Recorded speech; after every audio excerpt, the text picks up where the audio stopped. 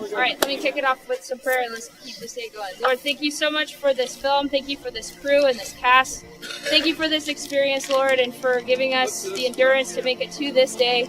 Father, I just pray that you keep us safe tonight, that we get some incredible things, and we can glorify your name in the process. In Jesus' name, amen. Amen. 3, 2, 1, throw!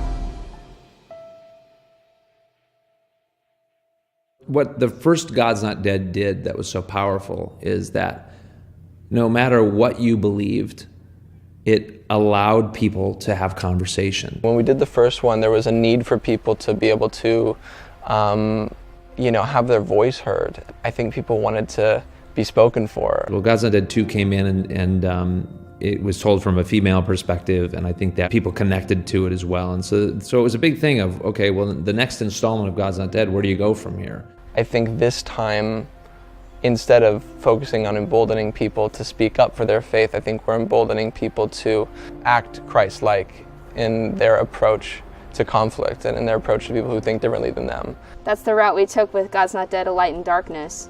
We wanted to take a more personal journey with wrestling with God and challenging the relationship with God and what that means. So we wanted to deal with that in the God's Not Dead way, but how do you deal with that? How do you tell a movie about hope, about love, and ultimately about forgiveness and healing? And I think we did that with this God's Not Dead, A Light in Darkness. As a producer, you get to say no a lot to safety stuff. You know, a lot of actors want to come do their own stunts or, hold live chainsaws that you obviously can't allow because it takes one trip and them getting injured and, we're out for a few weeks. So yeah, you get to say no a lot. You get to say no every day. The one I'm concerned about, and then we got to move inside. Yeah, it's going to fall in the house. I can chop it down myself. I didn't ask you to do it. Can you? Even in a film like this, cutting down a tree and safely cutting down a tree so it doesn't hurt anybody, both actor and crew member, but also the location. It doesn't actually fall on the house or wherever it may be. So yeah, I mean, the things you have to think about, it's always fun and challenging. Woo! Yeah! Yeah! John Corbett, I mean, gosh, he comes with a whole nother level of energy that is exciting. It's perfect for Pierce, to be the older brother to David, and it's amazing to see just naturally how that dynamic plays in just their personalities off screen and how it feels on screen, and it feels very natural. It's a very natural older brother, younger brother dynamic, and so that's been really cool, especially today, watching them try to cut down a tree. It's just been really, really entertaining to watch them on and off screen, figuring out how they're going to do this. Hey, Mark! Everyone's back here, we're good. Okay, give it a push. All right, hold up. Tell me when you're ready. Yeah, go! We all set. Obviously, Reverend Dave goes through a lot in this movie. The loss of his church. He's his just so many different things that have gone wrong. He went to jail. His church blew up. I mean, his brother comes back and he's not what he hoped he would be. Well, at least I know what's happening in the world 5 miles outside the county line. You're right, I don't know. I'm the estranged brother of Pastor Dave. I play an attorney. My name's Pierce. And our religious differences have led to a divide between us, and we aren't close anymore, but he reaches out for my help when his church is about to be demolished. Pierce is reluctant, but Dave's my brother, so I decide to help. There's also something about returning home and breaking through those walls that we put up after drifting apart. So when I was younger, I did have dreams of it being a little bit more glamorous. My name's Jennifer Taylor and I'm playing Meg. Based on her past, she's had a lot of pain in her life. And so she sees it in Dave, and she sees that he's suffering, and she wants to help him. And I think Meg kind of cuts through all of those barriers that people put up, and she just gets right to it. What was that? I don't know. I play the character of Reverend Jude, and I came to help Reverend David because he was a little bit disillusioned. He was doing a good job for the church, but he wasn't sure that he was doing a good job. So they brought me in to cheer him up, to let him know that, hey, brother, you are doing a great job for God. Camera set.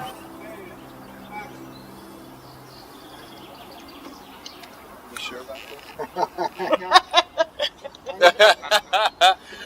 Josh is coming back from law school, and he's helping out with a college ministry called the Harbor House, and finds himself giving advice to Reverend Dave and a few other people in the process. I am the Dean of Hadley University. Pastor Dave, who has a church that was on the university before it was actually a campus. So the church was here first, and then the university came because of the church. So Dave and I are very good friends, Pastor Dave. He was responsible really for helping me get this job. We have a real history together, and that's sort of what you want to feel with these two up front. And then you begin to see this tension between them, and then you see basically outright war. And by the end, hopefully you see these two come back together. Second sticks. Mark. Be Mark. Her name is Barbara Solomon. She is a administrator at this school. She has a lot of power. The director didn't want it to be a villain, me to be the villainous character who's against God. He just wanted me to want to protect my students.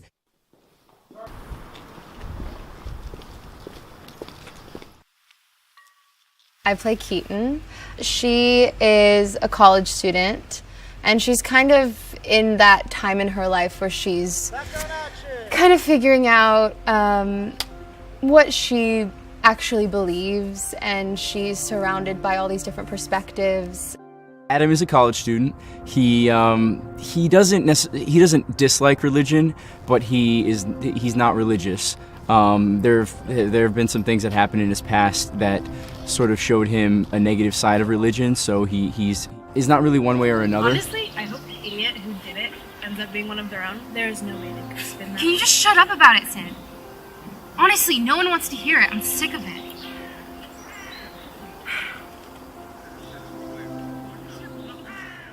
Sydney is a blogger, and she really plays the role of kind of getting the information out there, having other people join in on the conversation, and just really motivating the action forward. Teo is a college kid who is a blogger. He's very opinionated, and he doesn't really believe in the church.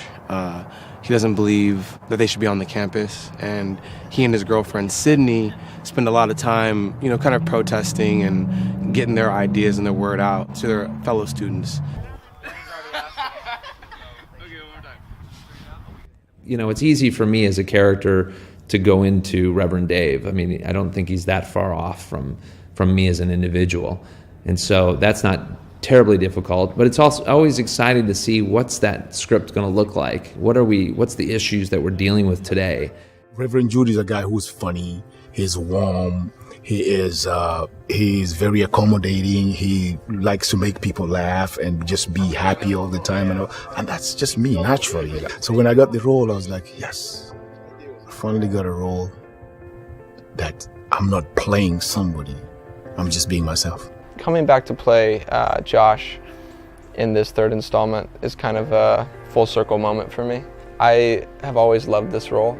I think Josh is a really fun character to play. Thomas Ellsworth, my character, you know, I always pictured him as being a bit more stodgy, a little more upright. Reverend Dave and that church have a soft spot in my heart. And so I think that he's just much more compassionate than I originally imagined him to be, and certainly more understanding.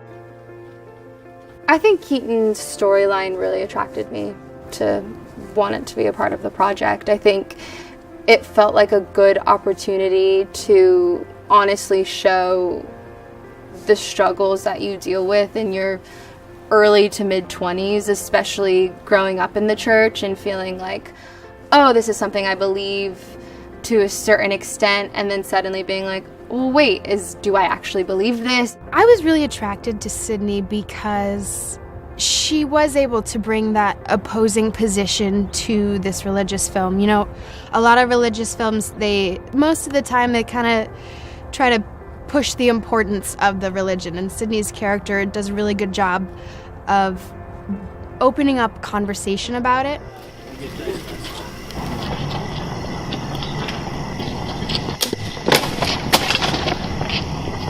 Okay, look, somebody needs to sleep it off. Adam is the character that sort of sets a lot of things in motion. I think that in the story, Adam is an example of a good person that does a bad thing. And I like that about his character because I think that that's something that a lot of people can relate to.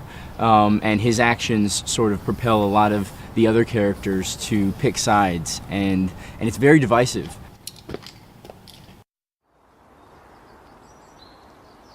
Be Mark. And action! This little stunt's going to cost you and the pastor my money. I don't think so. I have a signed injunction from Judge Pasquale that says, well, here, you can read it yourself. It's a cease and desist immediately. Good? Yeah. Well, I think he learns that there are times when we question God's presence and reasoning, and we have to know that, you know, it's normal, and God understands, even in times when we're angry or we're questioning Him. He gets it. You know, sometimes we find those answers later in life, and sometimes in the middle of circumstances where we least expect it, but always when our hearts and minds are ready to receive it. That's what's endearing about this film, is that this character hopefully is just an everyday man that everybody can relate to and go, wow, I know how that feels. And the question is how does Reverend Dave then deal with that? How do we as individuals, all of us, you know, how do we relate to this type of stuff that comes up against us on a daily basis?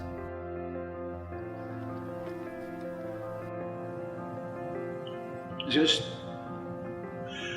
show me, Lord. The scene we're about to do is me and David, we're walking from the car. We're about to get to the church, and then we hear this pow. Some kid is throwing a brick into the window, and I'll go to investigate. Hey! Hey! Get back here! David! You call the police? Yeah. I'll shut up the alarm.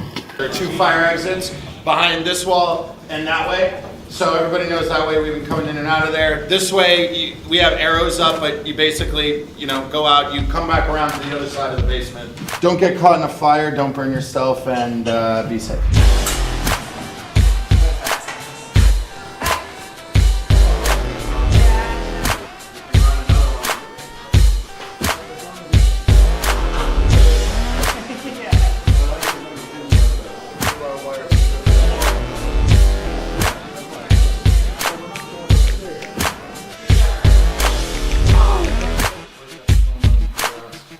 Action break. Action.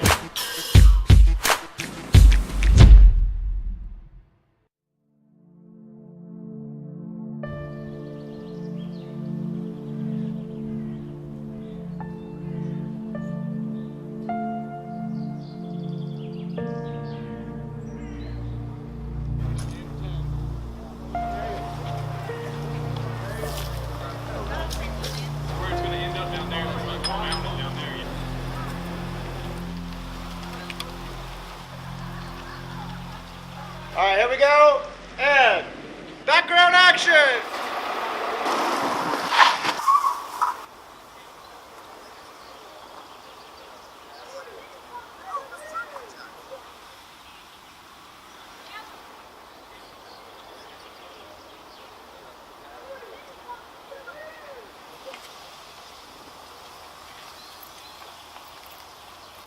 Bible. The place where you are standing is holy ground. Shane has one hair out, and then we just stop the whole thing. Oh, sure we do. And when the Lord... The set has become a family, we kind of were already, with Dave White, he and I were obviously in the first one together, and so, seeing him again is crazy, and working with him again has been so much fun. And Samantha Boscarino, who plays Keaton, is a long time friend of mine, so being on set together in this capacity has been just a total blast. And the atmosphere in general here is beautiful. I mean, everybody on this set is so wonderful.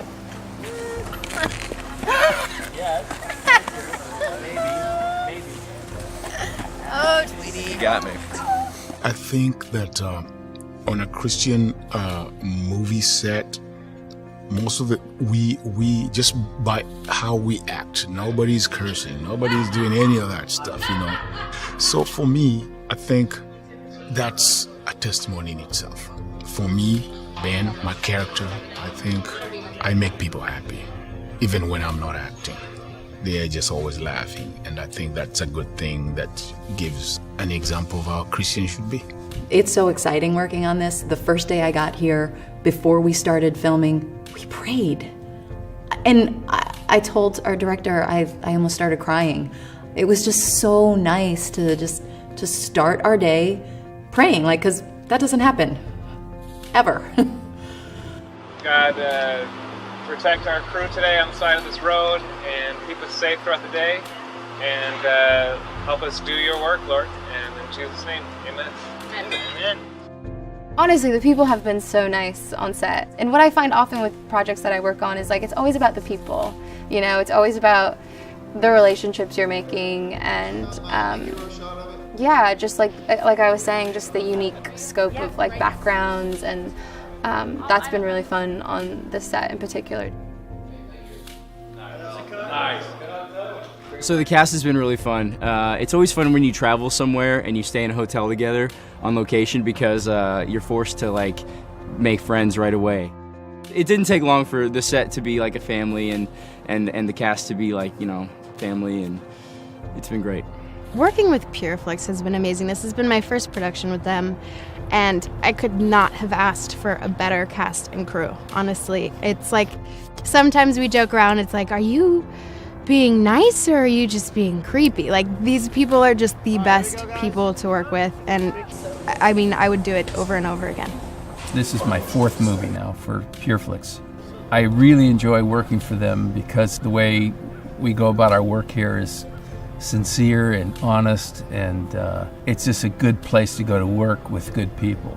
And so all my experiences up to this point have been fantastic.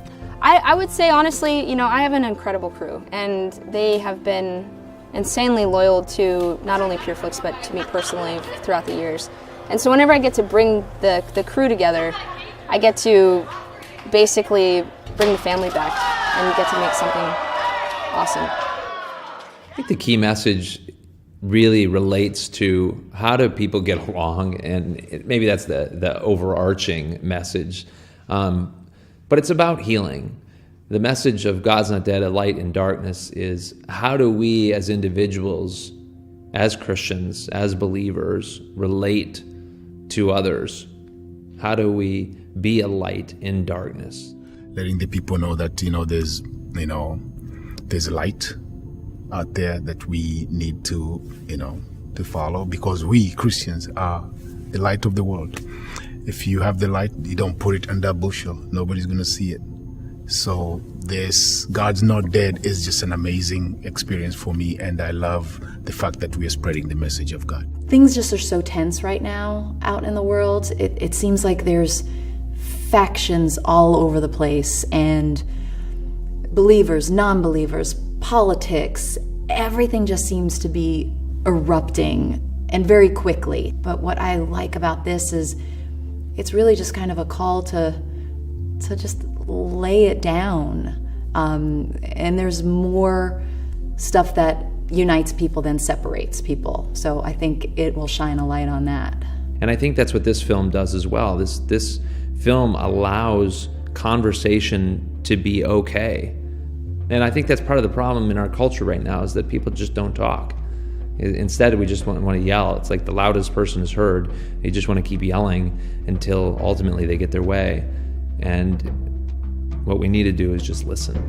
Films and narratives that have this this sense of light to them just causes people to attract, to it. And I think that especially right now, I think that's what people want to see.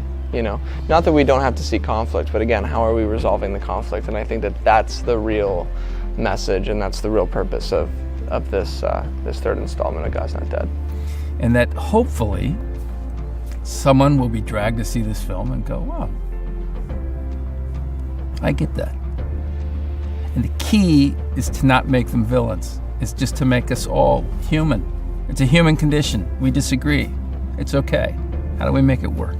And we want this to be a ministry tool for Christians and non-Christians to be able to use and to reach out to non-believers and believers alike, to really dig deeper into what it truly means to have a relationship with God.